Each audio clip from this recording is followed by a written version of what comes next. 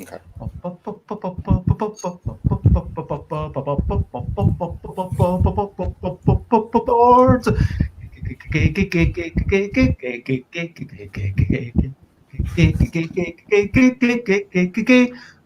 Board games, board games, it's what we're talking about.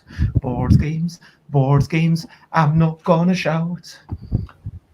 I am starting off this streaming with a little bit of singing. Then I'll be talking to the person known as Calvin. Today we're talking about icons and writing and when you should use words and when you might be finding that icons are the best things to be using. And keeping on this rhyme structure seems like a cheap thing to be doing. Board games is what I'm talking about. Board games, I'm not gonna shout. Hey, good morning, everyone. Um, hello. Sates is excited to see you, and If your guests are going to insult me in this manner, I mean, you can't.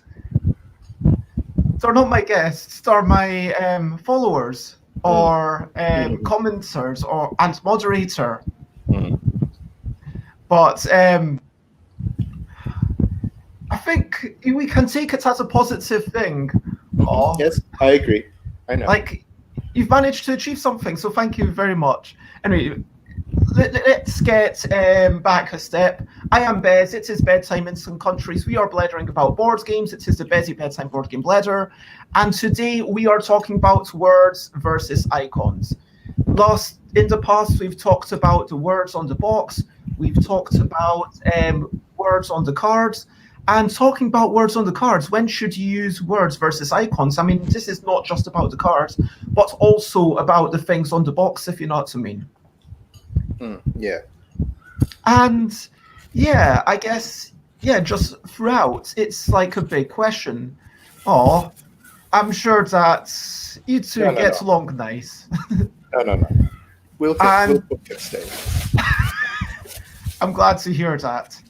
And good morning, Alan. And I think it's afternoon for you, right? Evening? Yeah, it's 5 in the evening, yes. Okay. So, let's start off by talking about brilliant thing. What's the little thing which is brilliant? I don't know if I've ever talked about books before, unless you had a specific thing that you wanted to chat about, Calvin. D has this tissue holder which has a face on it. Ooh. So when it closes, it's got eyes. It's a little cat. You know what? That could be our thing. The brilliant thing could be things that are a little bit like a face.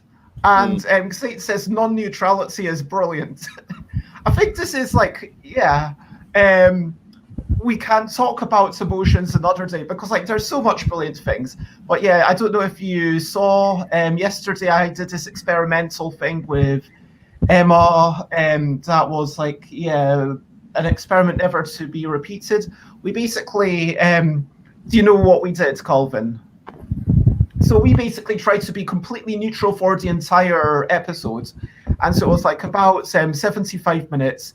And I was basically expressing no emotions. And then by the end, I realized, not only is it quite horrible to people when they express something horrible and you don't kind of express sorrow or grief or compassion or, joy at it. And yeah, apparently several people dropped out of the cult of best. But yeah, just emotions. It's a way to connect with your people. It's all the people around you. And with Zano Wano, it was good. So after that, Zano Wano's stuff was brilliant, and being able to express that was really good because expressing how brilliant something is, it's like a source of happiness for oneself. Anyway, I don't want to take. It's not just that, but it's also like spreading the happiness to other people. Yeah, right. Because now Yeah. you've all seen these extremely cute tissue holder with the little pink things that look like Yeah. it's got eyes and It's like I think those might not be. I think those might be like a nose because I think the pink things are the cheeks. I don't know. It could be a nose. It could be the eyes. I feel like I feel like it's a I've always seen frog. the black things as the eyes. I see the black. I could see it's either way. I see the white things as the eyes like a frog, and then the black things as the nose, and the pink as a cheek. But Okay. it could go either way. It could also be a little astronaut, a little cat, a space cat. Oh no, it is definitely a space cat. Look at it. It's so cute, right? And so this is the tissue that you keep on the dining table.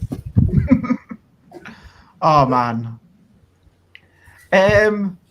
For the record, no, this is not what's happened. I basically kind of, if I had a dip to neutrality and then afterwards it was like a slow climb.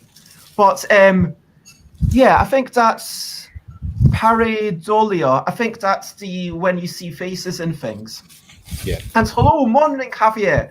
It's lovely to see you. Javier is based on in UK, so I think it's cool for people to say morning if they're in the UK or evening if they're in Australia. I think that's totally fine. How do you feel about people saying good morning?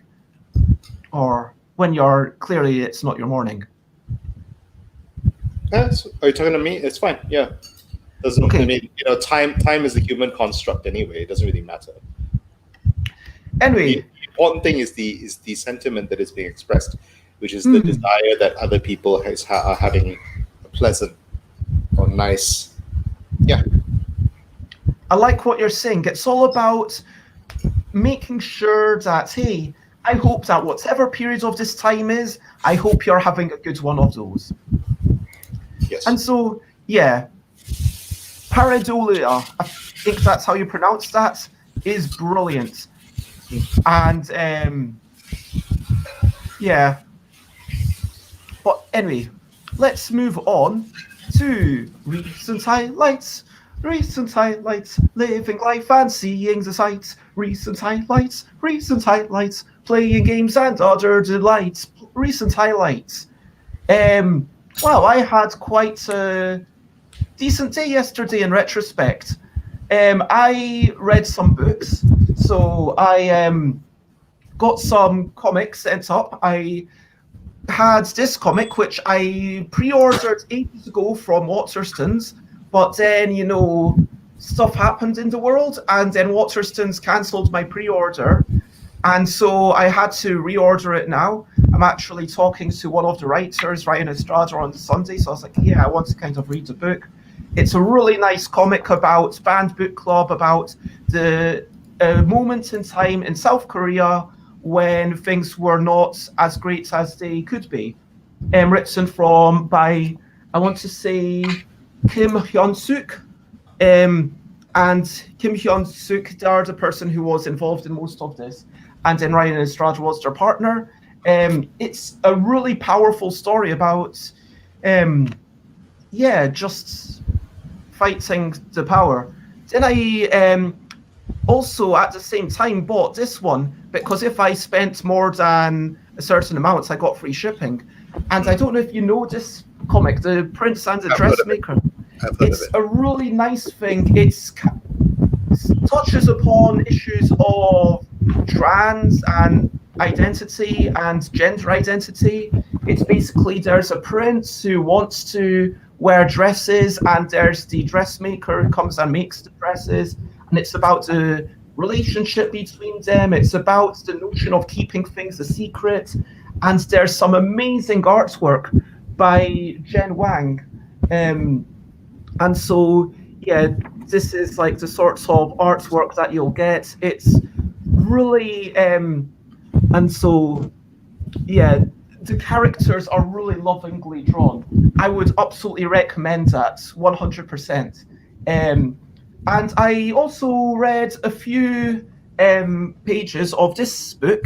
It's fairly pricey. It is an academic book, so looking at the thickness, you might think, okay, that costs 20 quid, 30 quid. It's actually 60 quid because that's the way it is for an academic book. It's written by Jeffrey Engelstein and Isaac Shalev.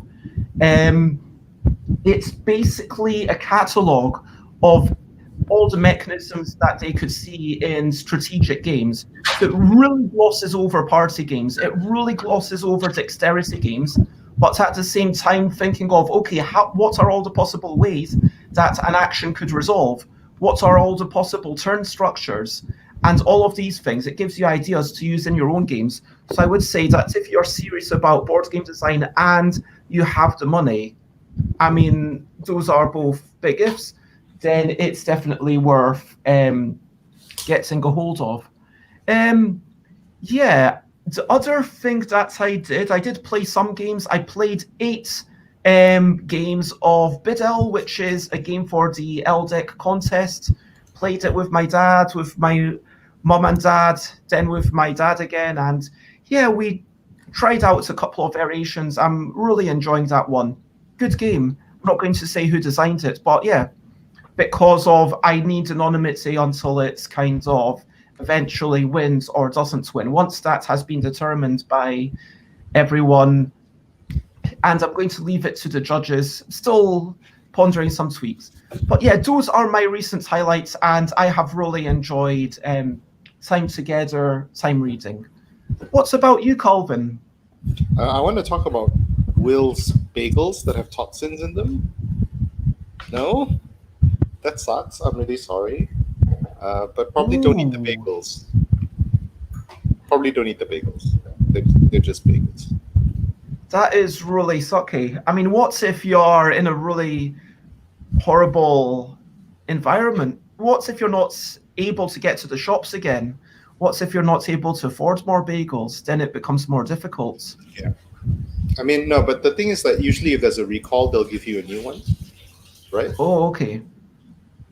But, you still have to get to the shops. And, this is the thing, right? Because whenever you have to return something to the supermarket, you're like, oh, I'm only going next week. But the return says you have to return it in the next 3 days, or they're not going to, and you're trying to work out whether it's worth making a trip to the supermarket over something that's like $5.50. Your new groceries aren't coming till tonight. Yeah, that sucks. I'm really sorry. Yeah, I'm sorry, and yeah, now I'm no longer neutral. I am able to express what's a rubbish situation that is. Sucks. I want to know what kinds of toxins. I mean, yeah, really, I would recommend not, because you do want to ideally take care of your body as much as you can, because even if all our bodies are constantly falling apart, there's no reason to increase that rate, if you know what I mean. Yeah. But yeah,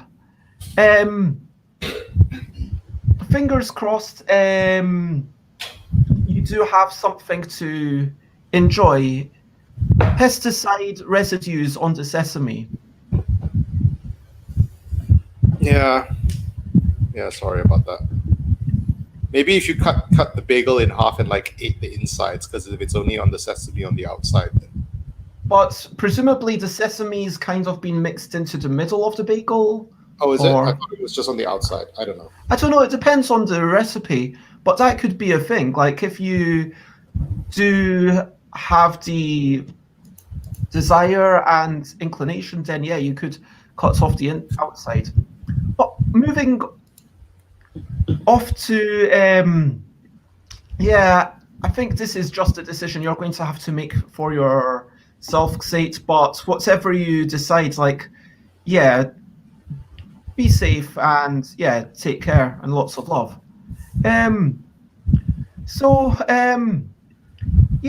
Recent highlights. Do you have any recent highlights, Calvin? Dee and I have been playing a lot of Calico. I don't remember if we talked about Calico. Yes, you did. You said that it was your nomination for Spiel des Jahres 2021 if you were in a position to nominate such things, which you are not. not being a member of the that's not jury. 100% what I said, but what I said was I would be shocked if this was not nominated, unless it's not eligible, which is possible, right? Because it needs to be released in Germany. So if it's not released in Germany, it might not be eligible. But it should, if it is eligible, it should be SDJ nominated or even winning because it's such a ridiculously good game. So I'm about to send you a link and the thing, because the part of the reason I wanted to talk about this is because it also ties in very nicely into our main topic. So the reason highlights it is that we've been playing a lot of Calico and it's really fun. But it also is really smart about words versus icons, which I thought I would. Oh, Dee has very, very kindly went to grab the box. You have to say my lovely assistant. My lovely assistant Dee, who is the best and I love her the most out of everyone on the planet. Sorry, Bez, even you. That's his fair. Even though Dee apparently bullies you. Oh no! If she didn't bully me, then she would not be Dee. She keeps saying like, "Oh, if I wasn't mean to you, you would question that I've been A, who else would be mean to me, and B, you would question if she'd been replaced by aliens." If you want people to be mean to you, I'm sure that we could start being more mean to you. No. I'm sure that Saints could start being more mean to you. No, there's a quota on meanness, and Dee has filled it. No, you're not allowed. Okay. But we've been really enjoying it. It's really good. And it's what I like about it is that it asks you to think about many things at once, but also it only gives you like 3 or 4 options. So you don't your brain is not like dying trying to figure out 10 different possibilities. You've only got 2 tiles in your hand. There's only 3 tiles in the market, so you've got 5 choices, right? Essentially, and you're like, okay, so what do I put? I've decided this is the tile I want. Where do I put it? Which tile am I taking next? That's your whole turn, but there's still a lot of interesting and complex decisions to be made there. For sure, managing to strike that balance is something that a lot of games struggle with. Yeah, that's why I said this is SDJ material, because it is that good.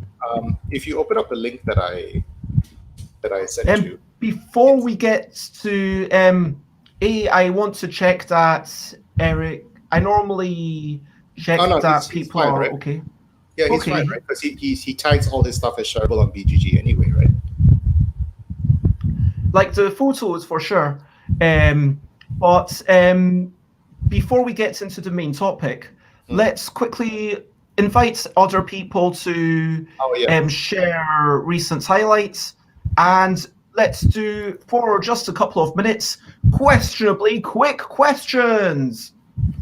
And this week, sorry, I didn't mean to want to jump into the topic. I just wanted to show people how pretty the game was. Oh, okay. That's okay. No, we'll do that later. We'll go to the questions now. Sorry, I totally misunderstood.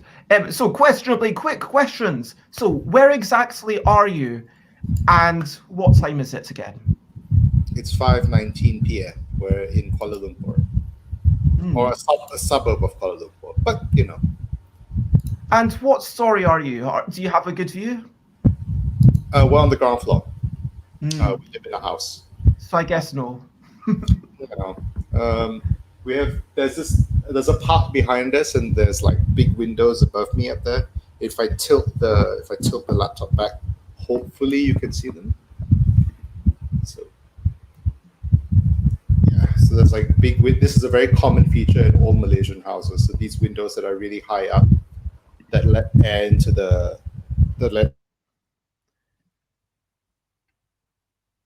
Hello? Has Calvin suddenly frozen for other people? I don't know if yeah. Okay. Yeah, for me this is a bit of a strange one, like those questions up there. I'm going to I don't know if it's because I brought the screen on and then I took it away straight away. I assume it's not that. Maybe it's a coincidence. I'm going to let Calvin know on Twitter that Dave Rose, and can you come in again? Question mark. So, oh, there's Calvin. Calvin's coming in again. Yeah, sorry. The house internet apparently hiccuped because Dee lost her Wi-Fi as well. But we're back. Apparently, you were as cold as ice, as in Why? you were frozen. Oh, I see. Very funny. Yeah, so there's a part behind this, so you can hear kids playing. On Sundays and Mondays, sometimes a bunch of very loud boys come and play football outside, and they get very excited and shout a lot. It's nice. It's really nice. So, the question of this week, as asked by Aquasulis, is: would you rather have a duck-sized meeple or a meeple-sized duck? I would have a meeple-sized duck. It would be easy to take care of. It would be very cute. Dee, would you rather have a meeple-sized duck or a duck-sized meeple?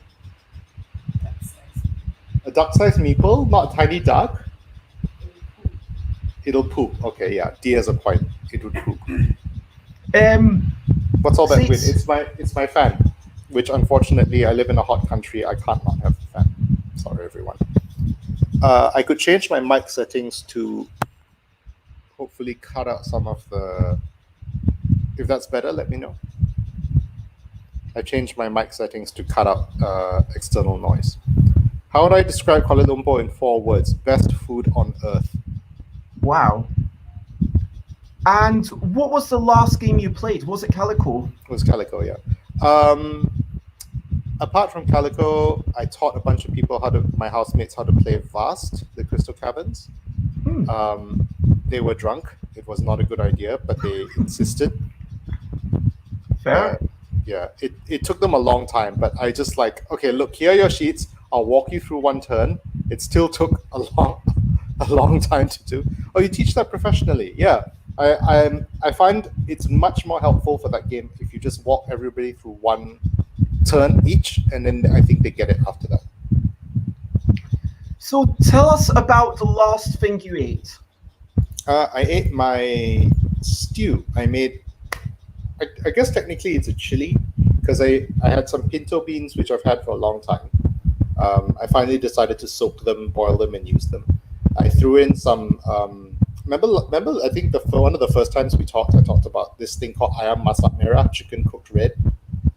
Sure. D is Oh, hi Odin, lovely to see you. There's not even any ayam in there. No, but I took the sauce packet and I threw it in with the beans, and I added some potatoes, and I boiled it for an hour, and I have a nice vegetarian stew. That does sound lovely. And how is your sleep schedule these days? May I ask? I slept at 6 a.m. Okay. Yeah, we need to actually finish at 11 sharp. I should have told people today. Speaking of which, that's all the questionably quick questions we've got time for. And so feel free to comment, ask questions that are a bit more on topic, follow. And so now we are... To be fair, I think this week's episode is going to be a little light on the content, because I think words versus icons is very... I think it's a lot more concise, I think, that we can get compared to our previous topics, in my opinion. Maybe we'll hit on something unexpected and we'll spiral off into space. But I mean, let's see what happens. Let's kind of follow the typical structure. Words versus icons, fight. Okay, so what are we talking about? So words are, obviously a lot of Chinese script is pictographic, but let's ignore that. Obviously it is, by icons, we're really talking about stuff that has been developed within the past 100 years, I guess, that has like some sort of representational meaning that isn't one of the old styles of writing, whether it be the Roman style or the Arabic script or the Hebrew or Chinese Cyrillic. Cyrillic, yeah, whatever. Mm. So, do we need to say anything more about the definition? Like, it's basically on the box, with player count, with Yeah. how do you try and give information to the players? Yeah, so these are some icons here. Time 30 to 45 minutes, players 1 to 4, ages 14 and up. But to be fair, right, if you didn't quite understand, if you didn't know that these three things were common information on boxes, you might be puzzled a little bit. Yeah, I mean, there's a bunch more icons here. There's like, 0 to 3. 0 to 3 what? Like, oh, not suitable for children. Then there's the CE thing, which I'm actually not sure what that is, but I know it's like it's a European requirement. Oh, for what? What does it mean? It basically means that you've guaranteed that it's safe to be sold. And so I think it's like something European, and yeah, basically if you're as part of the EU it's a legal requirement for a bunch of countries. Okay. Also, Kirit Jinha, hello. Nice to see you. Hello, Tally. And Odin says, icons, no question, but they have to be well designed. And that brings us to the thing, like what you said, okay, by the placement of the icon, you have an idea of what it is, only because we've played board games and because we know, okay, I mean, frankly, if I didn't know that was player count for, I mean, what did it say? 2 to 4, it's like, okay. 1 to 4. 1 to 4. Okay, so I would think 1 to 4, what does this mean? It might take me a bit of time to think about it if I wasn't a person who played board games. Do you know what I mean? I mean, we take a lot of this information to, and I don't know. Wouldn't it be great if publishers could all use standard icons for those three things? Arguably, I guess, I feel like it would and it wouldn't. Like, it would be nice, and hello, Johan, it's lovely to see you. But like, talking about standardization of icons, like, I quite like it when sometimes it's a little bit more thematic, or okay, the exact rendering of the icon matches the box cover a little bit more. Even I wouldn't want to go into something like the CE mark, where the CE mark, you have to have it above a certain size. You have to have it a bit of kind of not technically white space, but you have to have a bit of clear space without text around it in a certain area. You have to have it at that exact ratio, that exact colors. And so it doesn't look great. No, it doesn't. I think what Odin is asking for is like a style guide or a brand guide. Yeah. Because I used to work in an advertising agency, and one of the things that you'd have is that the brands would send you their brand guide. Like, for example, this is the logo. The logo must always be, you must always have this like aspect ratio. It must always be 4 to 3, or it must always be 1:1, or But maybe they'll send you multiples. Maybe there's one like main logo, and then there's one horizontal logo, and then one vertical logo. Or there's like one logo for black and white, and there's one logo for color, and so standardized icons like in traffic signs or nutritional information on food. Like, the nice thing about nutrition for food, I'm going to point out that nutrition for food, it's not really standardized even within the UK. Within the UK, you've got these different traffic light systems, and if you go to some major shops, for example, I think Tesco has their own methods of doing this, Sainsbury's has their own methods of doing this, and so forth. And yeah, there's a lot of incongruity between what green, yellow, red actually means. So maybe red for salt means something on one place. Oh, cute. Oh, wow. That is super cute. These are for the harvest, the moon festival, Mid-autumn. the Mid-Autumn Festival, which celebrates the moon. And in Chinese culture, we believe that rabbits live on the moon. Dee bought this box of moon cakes with amazing buddies on them. Oh wait, it's a special festival around now. Yeah, it's the Mid-Autumn Festival or the Mooncake Festival. We eat mooncakes. Oh man, I wish I was in a place with more, Chinese people around, or some people who make mooncakes. There's a tiny mooncake. Oh, It's very small. They're usually bigger than this. Yorian So- says loves that. Jerome says loves that box. Yeah, but anyway. yeah. We're talking about standardization. Jeroen also says we want more standard size boxes, and to an extent there are, because as a publisher, if you go with a box that the printer has already made, then it is cheaper for you.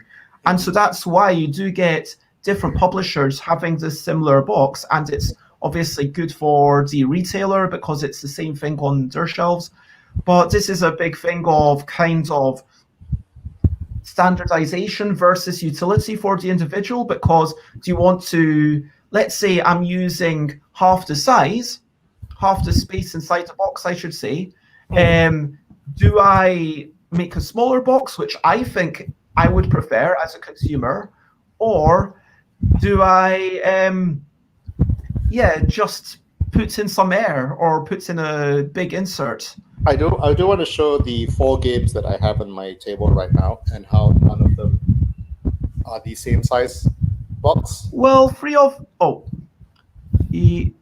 don't Artemis Project and what's the bottom one? Aren't they quite similar?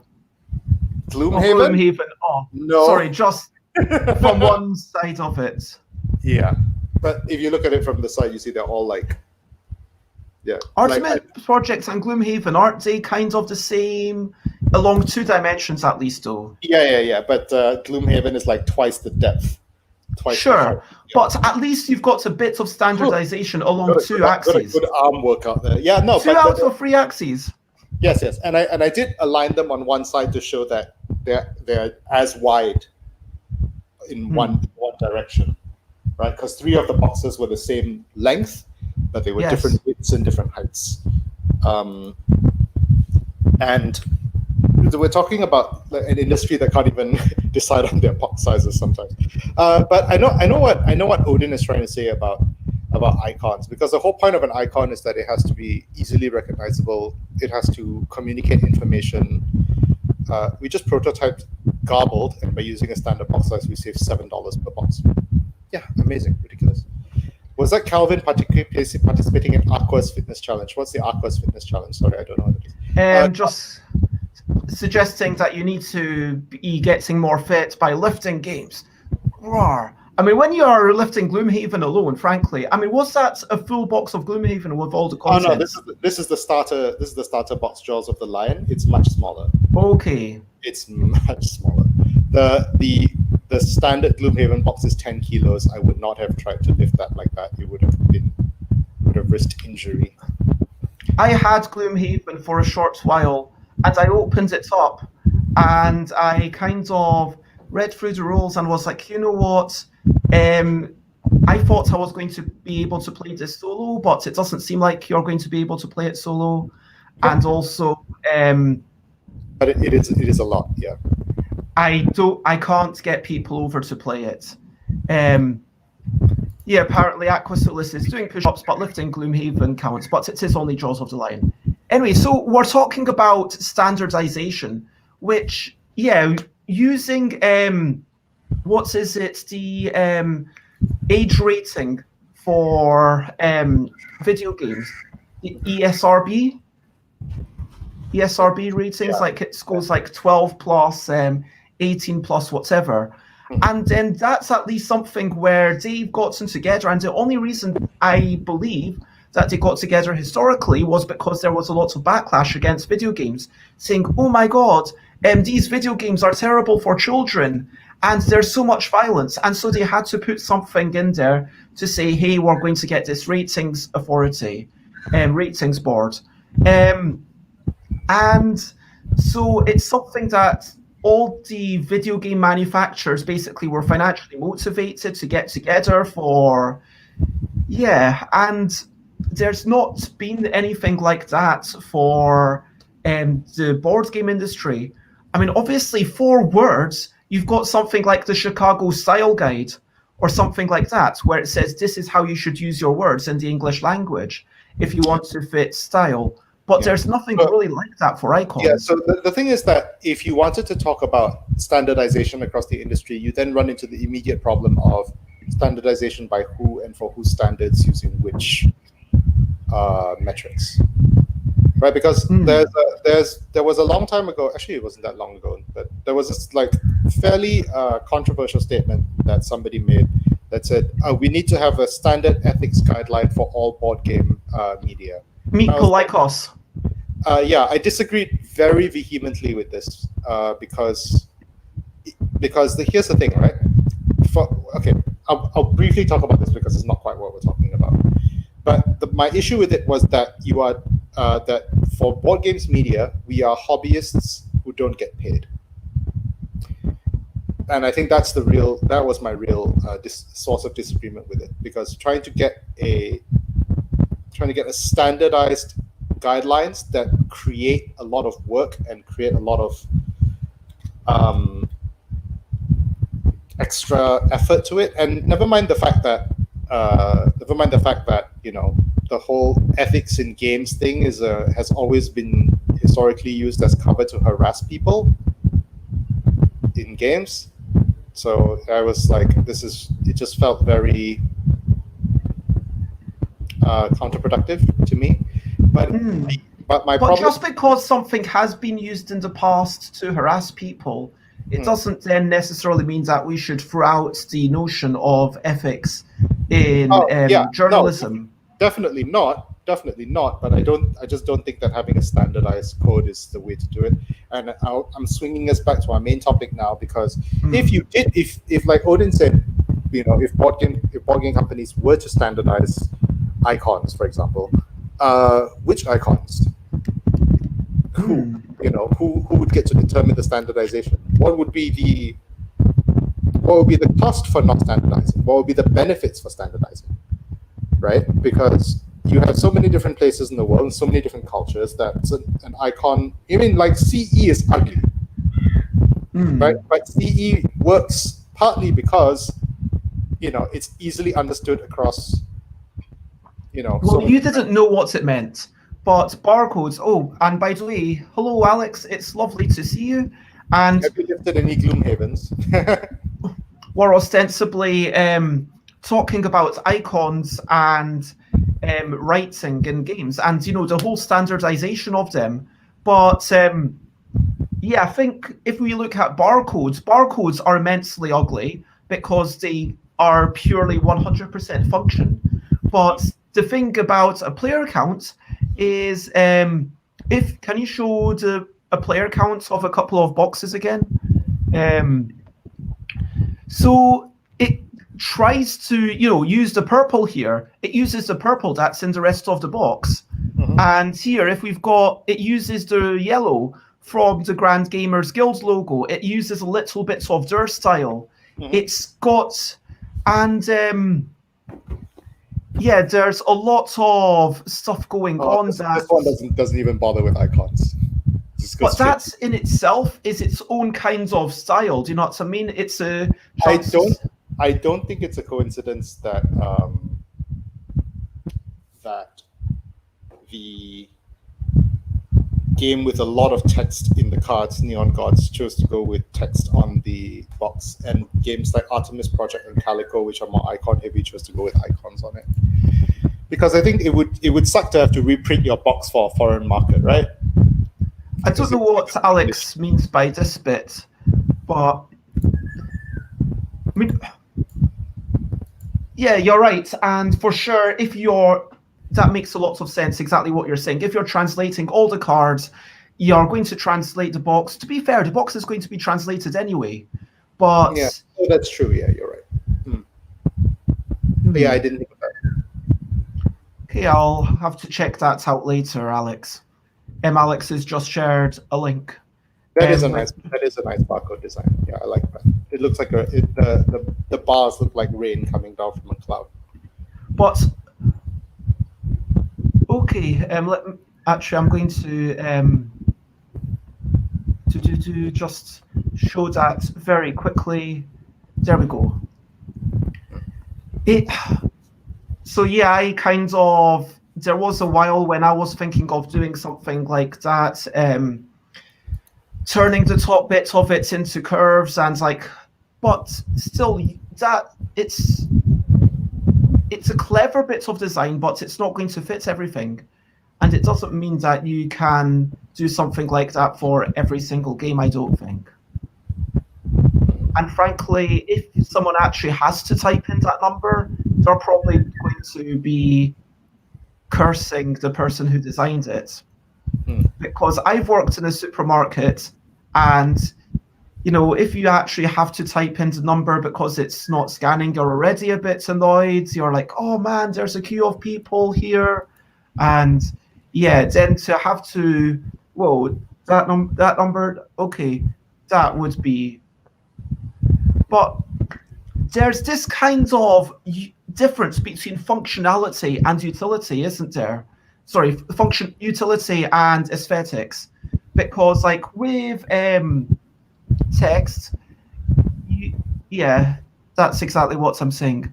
With text, Calvin, sorry, Odin was saying that they have a standard typeface, which was April. I can't remember what it was, but Calvin. Oh yes, Xates is saying the opposite of me. Okay. So Odin uses April Fatsface for literally all their stuff. And within a publisher, we can make these choices. Okay, this is what we're going to do because this typeface reflects us. Okay, the exact way that the words are set out. With a icon where there's no millennia of understanding of what these shapes definitely mean, it feels like there's more ways to go wrong. Would you agree? Yeah, definitely. But at the same time, you kind of just have to go with it at some point, right? Because trying to design something that is universal is really, really, really difficult. And often beyond the abilities or scope of the graphic designers at a board game house, right? Because if you think about how many millions and millions of dollars are paid to design logos, for example, right? And icons for things like Apple products. You know, there's the amount of time and hours that go into things like that. So I think it's unfair to want to have those kinds of standards for a game where, you know, sometimes you just want a sword icon to indicate how much your attack is and a shield icon to indicate how much your defense is. You know, and they just make them pretty. They don't have to be universal. They just have to be understood. And I think that's one of the things that a lot of creative people, including graphic designers in this, they tend to get lost in the sense that they want to create something that is amazing and brilliant and like will change the world. This is not an insult. I feel the same way. But sometimes you just have to accept that all you need to create is good enough for the thing that you're doing. You know, if you're just making an icon to go on a card to tell the player this is how much gold they get this turn, it doesn't need to change. It doesn't need to revolutionize gold icons. It just needs to tell the player this is a gold. This is how much gold you get this turn. You know, I think that aiming too high is also a cause of pain, I think, for a lot of creative people. I mean, there's definitely that notion of perfection is the enemy of the perfect. And, perfection is the enemy of the good. Man, today I'm really not with it, am I? Just for the record, I'm still feeling a bit under the weather. It's totally not COVID. It's just a completely unrelated flu because, you know, those still exist. What? Rude. Rude. Rude. Exactly. Very rude. Wow, I'm bewildered by. No, not you. The fact that the virus exists is rude. Okay. Have Yeah, you we really had. never heard this before? No. It's like Is this a Malaysian thing? no, it's like internet thing, which means it's probably black people thing. Okay. Right. But Very- because we have to wrap up soon, why are icons better than words?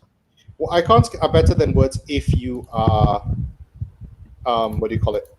If you're trying to convey a lot of information in a very small space, because the whole point of it is that, what do you call it?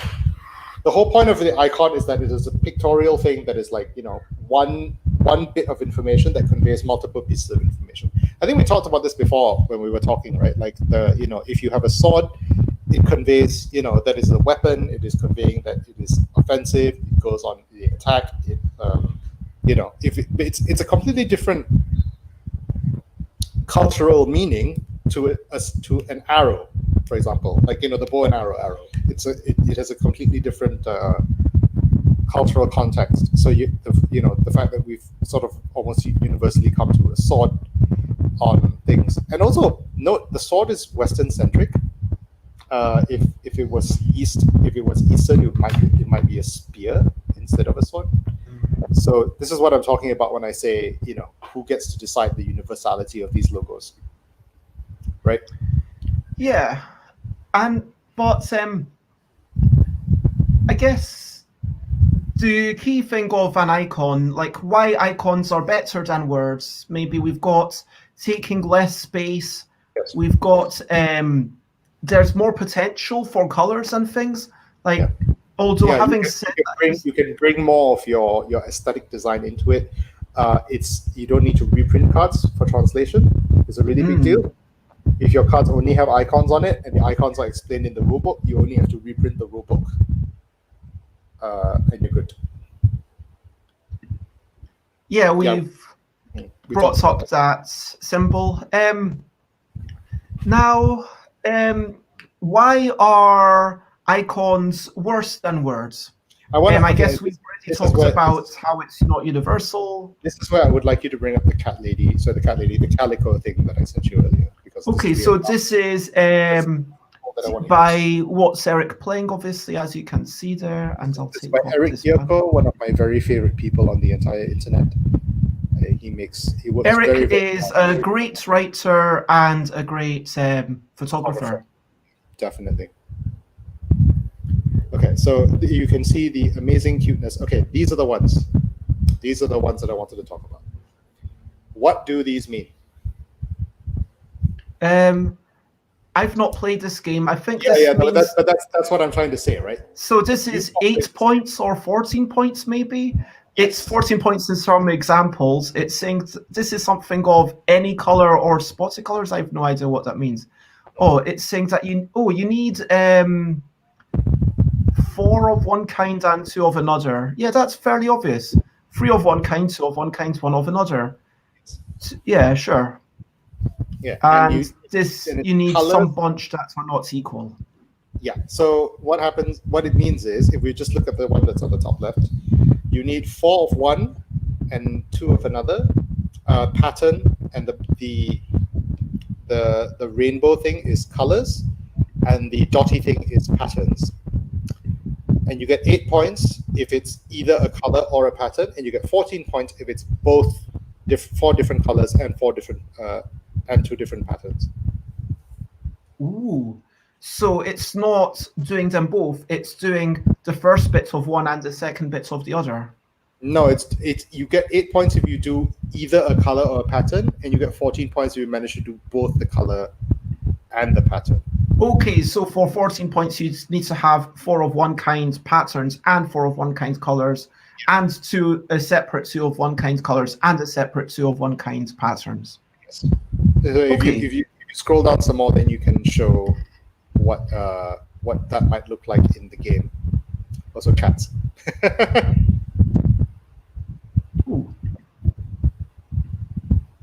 Kitties. Anyway, so that's the cat tiles, I guess. Those are the No, no. colors. Those are the patterns, the 6 types of patterns that appear in the game. As you can And see, the game is very colorful and vibrant. Very nice. Cool, Yeah, and so something like that is that's how those would appear in the game. So as you can see there, Eric has managed to get 14 points on that because it's 4 blues and 2 purples and 4 of the vine pattern and 2 of the dot pattern. So that's 14 points. Yorian, yes, it's a very good game. It's a very, very good game. Eric doesn't have 2 of another pattern because Yeah, they've he- got 4 of the vine, and then the last 2 are totally different, right? Yeah. They're supposed to be different because 4 of A and 2 of B. But Eric doesn't have 2 of pattern B. He does. He's got the 2 dots, but there's a token covering it. There's a blueberry. This little skull thing is blueberry. covering it. It's a blueberry. It's a blueberry button. Yeah. Okay, it looks like sorts of, Skull. like the 3 finger skulls. You see where I'm coming from? Yeah, but that's exactly the problem. It's like upside down, it's a skull. Right side up, it's a blueberry. Okay. Yeah. So this is the other issue with. Okay. So the thing about icons, one of the worst than words, is this is what I'm trying to say right now, right? Like when they're ambiguous or difficult to show, that's when words are better because words can provide more precision. Because the thing about the strength and the weakness of an icon is that you are basing it on the assumptions and the understanding of the people who look at it, right? Yeah. So if the assumptions are wrong, then they will misunderstand your icon. Right? And I'm sure we've all had games where we're like, what is this icon? What is it supposed to mean? And either it's your own brain not being able to join the dots between what the icon is trying to represent and what the icon is saying. And that, yeah, that's really it. That's why I said I was hoping that this topic could be quite concise, right? Because icons have the benefit of them is that you can show one thing and your players will bring their own understandings to that thing, which is why you can save a lot of space, right? It's kind of like how if you're watching a movie, right, and they show a man wearing a suit, you immediately have specific cultural assumptions of that man versus if he was wearing, running clothes, right? Mm. So it's shorthand. We take all our cultural assumptions and understandings and we put them into one tiny little icon and we say, okay, please, we hope the players get this. There's a great example since Odin is in the chat, we can talk about one of the icons from their new upcoming game, Garbled. They originally had a worm-like creature in the game that eats your letters. Is or something there like that. any links, Odin, that Odin. we can see? Share a link to so that we can see this thing. Also, Calvin, what time exactly do you have to leave? My call is in half an hour, so we don't have to end like on the dot. But I just wanted to warn people that. Okay, so Inkwell Games. So, I could open it from there and just drag it into there. So. Okay, so where do I look at the old icon? It used to be a worm. Ah, there it is. Yeah, okay, so it's right there. Where? On the first picture at the bottom, there's this worm. If you scroll down, maybe scroll down. Yeah, so you see at the bottom of that player sheet, there is like this worm-looking thing. Right? Sure. So they decided that it was a bit ugly and they wanted to change it.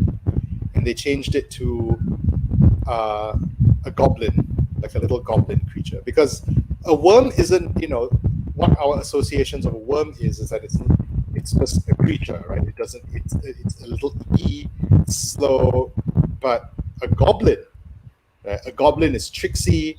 A goblin is mischievous. A goblin is will do things to you, and they managed to come up with some branding for it, and it's now, because the game is called Garbled, it's now the Gerblin. It's amazing.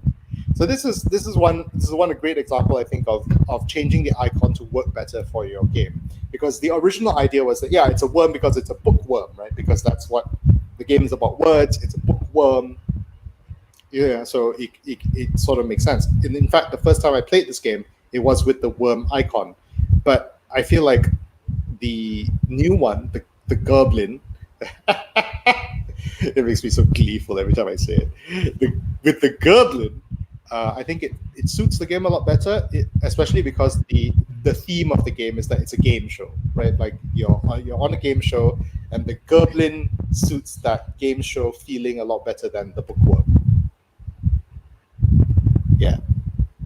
So I think that's a really great example of how to change and adapt your icons to give, a different or better match the expectations of the players. And to bring it back, words are needed to explain what the goblin is and what the goblin does in the game, but that's only in the rulebook, right? Because people will look at the goblin and they won't know what it means.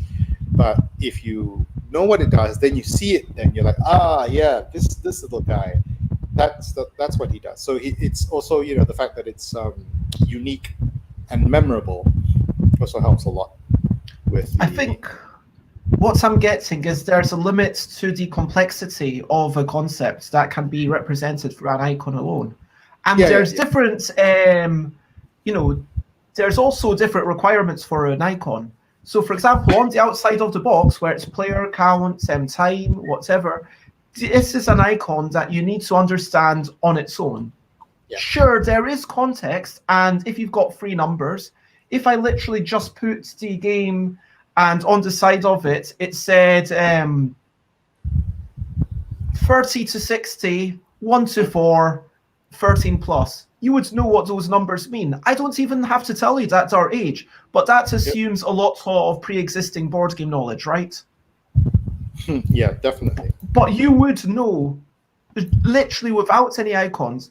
But then the icons are there for someone who doesn't know board games to be able to come in and say, okay, that's what it means, which is why, okay, there's like a little analog clock. Even if we use digital clocks a bit more often, we still see analog clocks around us because they look cool. I mean, up on clock towers, right?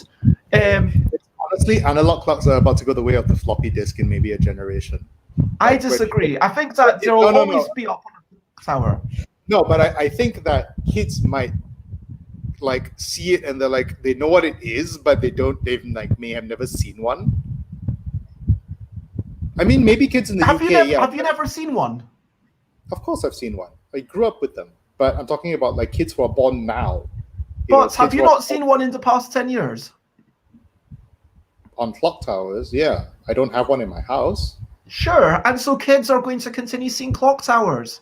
You're assuming that they live where clock towers are. Yeah, I guess I am. I'm kind of assuming that clock towers are a fairly prevalent thing. Mm-hmm. I mean, are they not? Do you not get a clock tower in most towns or cities? Not outside the UK, I think. Like in KL, I can only think of one clock tower. Wow. The entire city. I'm not saying there's only one, but that's the one I can think of.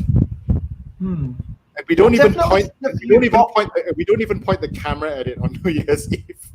Like it's not that like iconic of a clock, Yeah, Xate says that's pretty European. Maybe you don't even see them in the USA, although I know there's one on Times Square, right? Or is the Times Square analog or is it digital? I don't know. I can't remember what Times Square clock looks like. I'm really curious now. So, or someone else do that research so you don't have to hear me typing. But yeah, for sure, when I was in Singapore and Malaysia and Thailand, and I can't remember Yeah, I can't remember. I think I might have seen like one clock tower all the time I was there, like for several months. Yeah, so someone tell us, what does Times Square clock tower look like? Um, Maybe I should actually Times Square Wikipedia. While Bez is typing, I will continue just wrapping it up while I was saying that, that's words versus icons in a nutshell, right? Like one thing is good when you have a limited amount of space and you need to convey a lot of information. The other one is better for precision and conveying information in a more. So there is, I think, a tiny clock tower up there, but it's clearly not the focus. On the top right, Yeah, I see it, yeah. But yeah, lots of people could miss it. I'm going to check out Odin's picture. Odin's got a nicer picture. Let me show that one. There we go. So, yeah, I guess what I was trying to get at was that icons, we've got icons as, hey, coming into this with zero knowledge, we need to explain this concept to you. Okay, on Calico, it's ideally going to explain that as much as it can, but sometimes an icon is, okay, you know what, this is just a reference. This is like got the same utility as a reference card, to be honest, where you're not expected to learn it from a reference card. You're not expected to understand what the bookworm does, but it's there as a handy little reminder. And within the notion of the game, the same thing as a keyword almost, turning those into icons. And of course, you've got Race for the Galaxy, where it's got so many icons that, you do have to learn a lot of them. But once you have learned them, people do say, well, it's a harder game because of the icons on your first maybe 1, 2, 3 games. But once you played it 5 times, it's much better.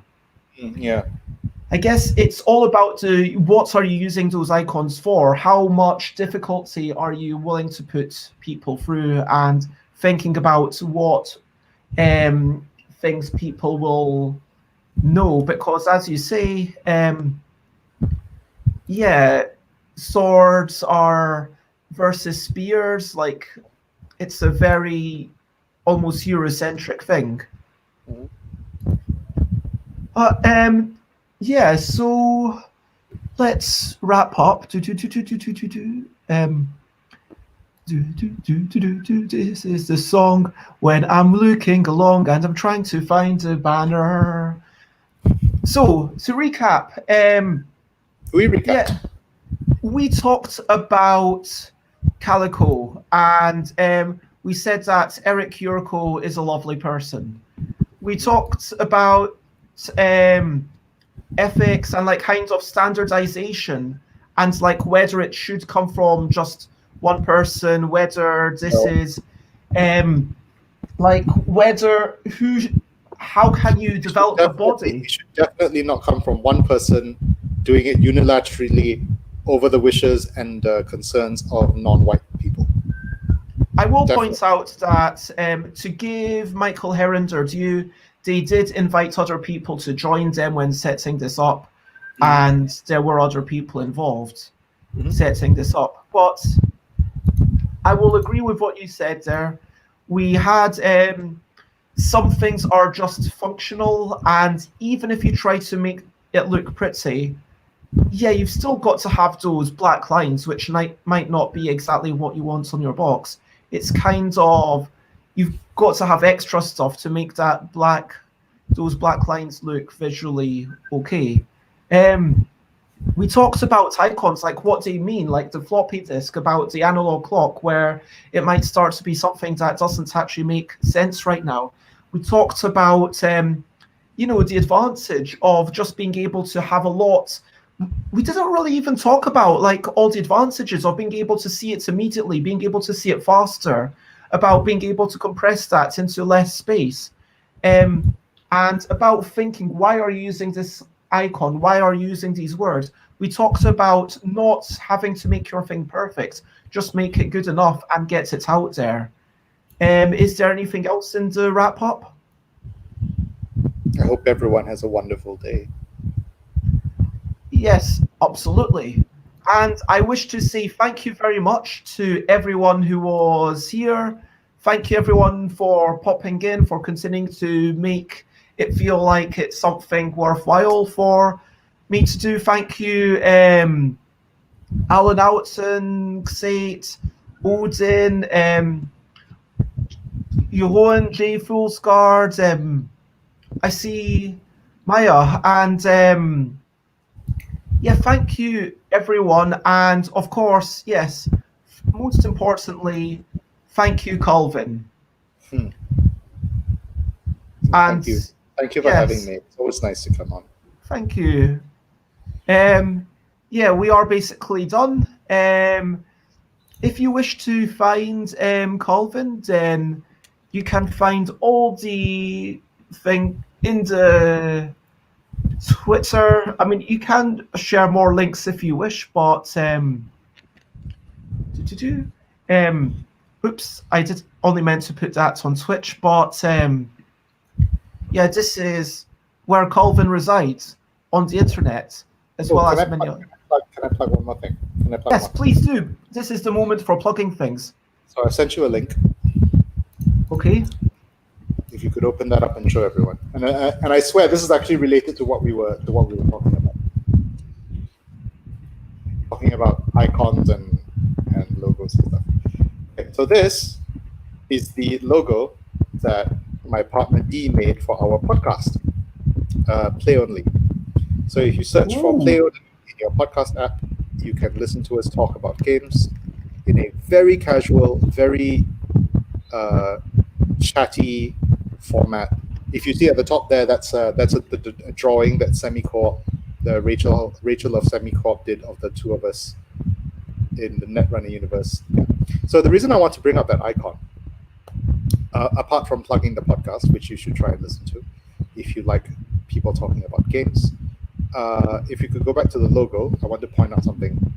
This is important. Okay, so Dee sort of mocked up this logo in on her phone, just like the phone drawing app, and I was like, no, this is not a mock-up, this is our logo. We are going with this. And the reason I like it so much is because I think it exemplifies the ethic of the podcast and the ethic of all the things that we're trying to do, which is we care, we are passionate, we're just not very good at it. And I think that it perfectly encapsulates us and the podcast, and in fact most of our endeavors. And I will never change this logo or allow it to be changed or upgraded or drawn better, because I feel like this is perfect for us. This is perfect, and I think that's something that you need to appreciate and understand about yourself and your creative endeavors, even your icons and your rules writing. Sometimes it just needs to be good enough. You don't need to push it all the way to be the best icon in the world, or the best logo in the world, or the best podcast in the world. It just needs to be yours, and you just need to be proud of it. We have audio issues. We're very bad at sound editing. We're very bad at recording. We leave in our mistakes on purpose. In fact, I think in the first 10 seconds of the first episode starts with, okay, it's now recording. We can edit this out later. And then we never edited it out because leaving it in is funnier. Yeah. I think that should be like an entire show. And I want to talk about Ryan Estrada and Ryan Armand. I know I'm having Ryan Estrada on like this weekend, but yeah, it's just the whole philosophy of 24-hour Comic King, and Ryan Estrada and I were doing a thing, and then Ryan Armand did a quick thing. But like, it's all about that, just doing a thing. Do you know what I mean? Kind of getting it out there. And like, yeah, I would probably bring up the whole concept that once I've gotten Kitty Cataclysm and reprinted and categorical printed, then I'm going to start doing like I don't want to say bad quality. I'm not actually wanting them to be bad, just quickly made, if you know what I mean. Like, I've got a game called Plus, which a lot of people have said, yeah, this is a really good game. And I've got 2 reviews of it already. But I think if you look it up on BGG, like Hella and Lena did a review of it, and also the Cardboard Kids, they both liked aspects of it. I know Cardboard Kid, their dad really didn't like the graphics, but you know, I'm really proud of a lot of the stuff in that game.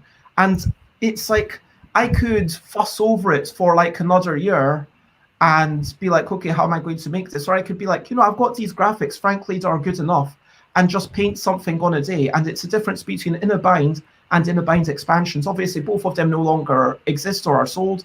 Get Yogi. But like the point is, when I was doing my own art, In a Bind, I took like so many months. It was so much like stress and like, oh my God, I've got to make this perfect.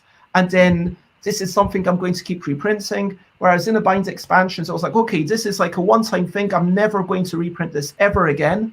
And by virtue of just saying that to myself, I was able to do it. And Yeah. I mean, it's great that you are comfortable with this, that you've got that. And I have a very fragile ego, I'm just going to say. I'm admitting this. And so for me, at least, saying to myself, okay, I'm going to print as much as I need to, like even if it's 500, that's like the minimum that it could possibly make sense. But I'm never going to do another print run of this exact thing. Telling myself that kind of gives me a bit more confidence to say, you know what, if there's mistakes in it, and also let people understand what they're getting into. Because yeah, with a mass-produced thing, it's a weird one, isn't it? Yeah.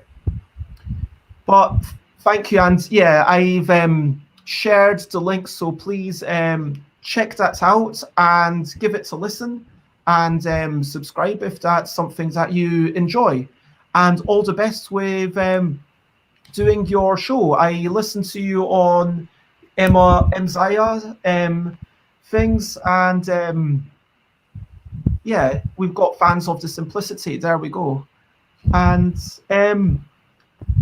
yeah, and also it's drawn by you. Do you know what I mean? That's a nice thing. Yeah, definitely. But so if you've listened to this, then probably the audio issues in that won't be an issue. But if you wish to find me, I'm stuffbez.com, stuffbez.bookcards.com to buy my stuff. Twitter.com/stuffbez is probably where I communicate the most. Instagram.com/stuffbez. It's if I get my phone working again, I can share more pictures. Twitch.tv/stuffbez. I'm streaming every day at 10 a.m. UK time. Facebook.com/thingsbybez. Stuffbybez@gmail.com if you wish to email me. And now, what are we looking forward to? Hopes and ambitions. It's over to you for the final section. So everyone in the comments, everyone who's watching this after the fact, and especially Calvin, what are you looking forward to? What do you have any hopes and ambitions? Let us know. We're hoping to record the 3rd episode of the podcast this weekend, so I'm looking forward to that. Episode 3. And yeah, I don't know if I should flash up some of Xate's comments, because Xate says they're looking forward to Skyping someone today. You know what? I am looking forward to listening to one of your episodes of Play Only. Why this name? Can I quickly ask? Oh, in Malaysia, only is like it's like an intensifier. It's like to make it more casual. Like, for example, right, in a situation that it might come up, like 3 of us are playing a board game, or 4 of us are playing a board game, and we're like, hang on, do you take income before or after the event phase? And we can't find it in the rule book. And we're looking backwards and forwards, and we're like, does it really matter? Never mind, I'll just play only. Okay. Yeah. So instead of just saying, just play, it's just play only. It's Play like only. it's like it's like a kind just, of like right? repetition in New Zealand. Is it? I don't know. Because in Indigenous New Zealand language, you use repetition. So you say thank you, thank you, thank you multiple times as an intensifier. So they might say play, play, play. This is a reduction of the intensity. Just do only, Yeah. So it works because we are very much unapologetically a Malaysian podcast. We speak in our Malaysian accents. We don't feel the need to translate necessarily every reference that we make. Although we are cognizant that a lot of our listeners are international, so we will help you out a little bit. And it also works in English, right? Like it's only about play. So That makes a lot of sense. And so, so you're looking forward to recording episode 3. I'm looking forward to listening to maybe episode 1 also. This is like if I get to house, like, so everyone kind of wish me a bit of strength. So I know this, like, I'm going to probably not go up. I'll walk around as much as I kind of can. It depends on like how my headache is going, to be honest. But like, so I'm aiming to go down, and I might even eat some proper seaside fish and chips. what? Mm. What? Ridiculous. And my hope and ambition is to knock a few things off the to-do list today. We'll see what happens. Also, anyone else got anything to say? Yoan's looking forward to seeing more games from us both. Oh, lovely. I think this means like kind of games that we've worked on as opposed to streams. So, but hopefully you're also enjoying the streams and the podcast. It feels like everyone's kind of doing podcasts and streaming these days, aren't they? Yeah, I think it's something to do in these difficult times. Yeah, for me, like if I didn't have this, like I wouldn't feel like connected to people at all. Yeah. Yeah. If anyone ever wants someone to talk on their podcast, I would like to talk on more people's podcasts or potentially streams. So invite me to be on your thing. But yeah, as much as I would like to have you on forever, Calvin, I do want to be respectful. And yeah, thank you so much for joining us. I'm just checking to see if there's anyone that I know. Oh, don't know what Board Game Geek TV is doing. Let's not do it. Share, spread the word for my next streams. Look at that link and oops, I'm just going to open up the link where you kind of get to see the calendar. And then coming up, we've got Chairperson Theory with Chris Bockey. We've got I'm going to try to write a manifesto. And then on Sunday, comparing comics to board games, which is a new series. And there's all sorts of things every day at 10 a.m. UK time. So, yeah, for now, I think there is only one thing left to do. Oh, yes. That sounds good, Xate. We should definitely try and organize this. There is only one thing left to do, which is to say bye, bye, bye, bye. This is a goodbye song. Bye, bye, bye, bye. Thank you for watching along. Bye, bye, bye, bye. This is the end of the show. Bye, bye, bye, bye. And now it's time to go. Bye, bye, bye, bye. This is a goodbye song. Bye, bye, bye, bye. Thank you for energying. Lightning? I don't even know what that icon means. Along. Bye, bye. I like the meta joke. Bye, bye. This is the end of the show. Bye, bye, bye, bye.